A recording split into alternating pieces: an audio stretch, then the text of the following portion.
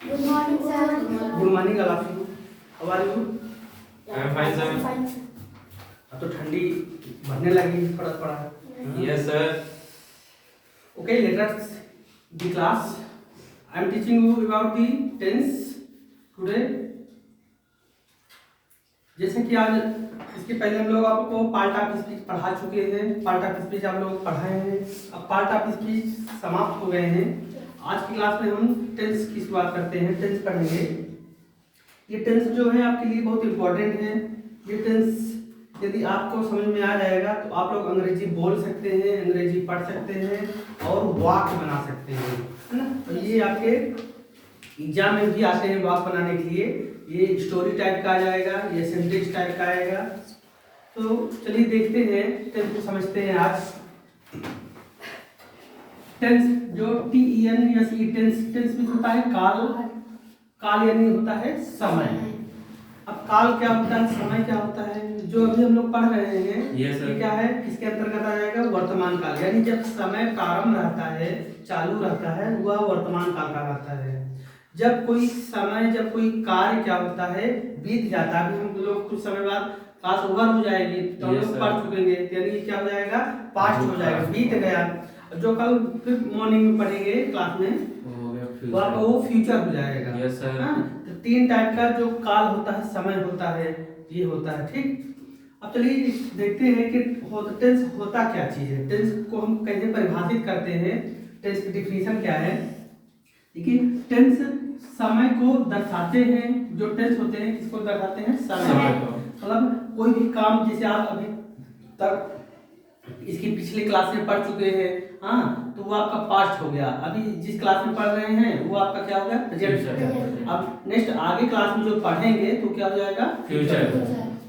तो टेंस समय को दर्शाते हैं। किसी भी वाक्य से जो क्रिया होने का समय होता है, उस क्रिया को दर्शाने वाले समय को टेंस कहते हैं। मतलब जो भी कार्य होता है तो उस कार्य में एक क्रिया आएगी, एक क्रिया वर्ड आएगा, क्रिया शब्द आएगा। अब क्रिया क्या होता है, इसके पहले आपको हम पार्ट ऑफ स्पीच पढ़ाए हैं, पार्ट ऑफ स्पीच में वर्ब पढ़ाए हैं, हाँ, उसी को क्रिया कहते हैं। क्रिया क्या होता है? ऐसा वर्ड जिसके शब्द में क्या आ जाए? ना शब्द आ जाए, है ना, जिसमें ना आ जाए लास्ट में, उसे क्रिया कहते हैं। जैसे पढ़ना, लिखना, बोलना, मुस्कुराना, हाँ। तो कोई भी वाक्य यदि आप बोलोगे, सेंटेंस बनाओगे तो उसमें क्या आ जाएगा? वर्ब जरूर रहेगा, हाँ। अब वर्ब की भी कई दो प्रकार आपको बताए थे, ट्रांसिटिव, ट्रांसिटिव। तो वही सब चीज है, उसको हम तो एक्सप्लेन में कर दिए हैं, हाँ। आप लोग वीडियो देख लीजिएगा वर्ब वाला। अब उस क्रिया को दर्शाने वाले समय को क्या बोलते हैं? टेंस कहते हैं। ये टेंस की परिभाषा हो गई। अब जो टेंस होता है ये कितने प्रकार का होता है, इसको समझेंगे, हम समझने का प्रयास करेंगे। जो टेंस होता है वो टेंस तीन प्रकार का होता है। कितने प्रकार के होते हैं? तीन।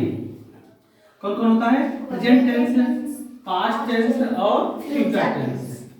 जो प्रेजेंट टेंस होता है, अच्छे समझिएगा, जो प्रेजेंट टेंस होता है, यदि वो इस चारों सेंटेंस में किसी भी टेंस का अगर ये बोलेंगे, इस वाक्य का, इस टेंस का हम सेंटेंस, तो लास्ट में हा देखेंगे। यदि आपको हा मिल जाए लास्ट में तो जान लीजिएगा कि वो किस टेंस का है?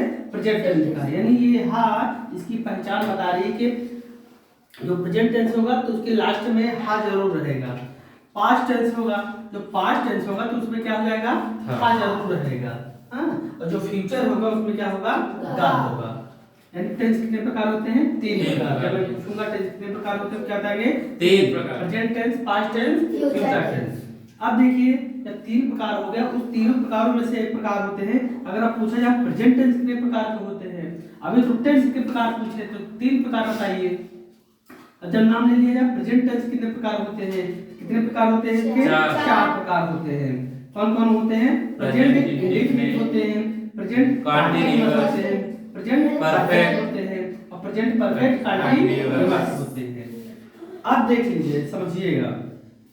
अब शुरू में आपको हम प्रेजेंट टेंस पढ़ाएंगे। प्रेजेंट टेंस में पहला आपको पढ़ाएंगे प्रेजेंट इंडेफिनिट टेंस। अब प्रेजेंट इंडेफिनिट जो, ये तो प्रेजेंट टेंस के प्रकार हो गए चार। अब इन जो प्रेजेंट इंडेफिनिट है, इसको हम चार प्रकार का वाक्य बना सकते हैं, चार प्रकार के वाक्य से। अब जब हम पूछे कि प्रेजेंट टेंस कितने प्रकार के होते हैं, 4 बताइए। जब पूछे प्रेजेंट इंडेफिनिट के कितने सेंटेंस होते हैं, जब सेंटेंस का नाम आए, इसलिए मैंने यहाँ तीर के ऊपर क्या लिखा है, सेंटेंस यानी वाक्य। यानी जो प्रेजेंट इंडेफिनिट वाक्य पढ़ाएंगे, प्रेजेंट इंडेफिनिट टेंस पढ़ाएंगे, तो उसको हम 4 प्रकार का बना सकते हैं, 4 प्रकार के वाक्यों से हम बना सकते हैं।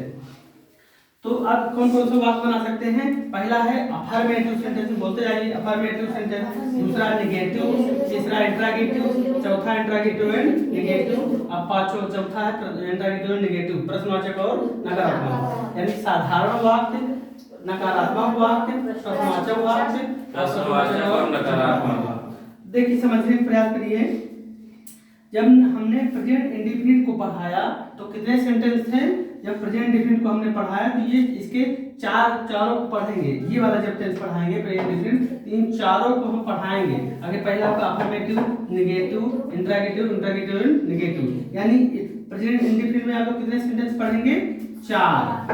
आ रहा सुनिए। Yes sir. और जब प्रेजेंट कंटीन्यूअस पढ़ेंगे तो इसके यही चारों इसके भी होगा, यही चारों इसके भी होगा, और यही चारों इसके भी होगा, यही चारों इसके भी होगा। मतलब जो ये सेंटेंस है, इन चारों टेंस के सेंटेंस हम पढ़ेंगे।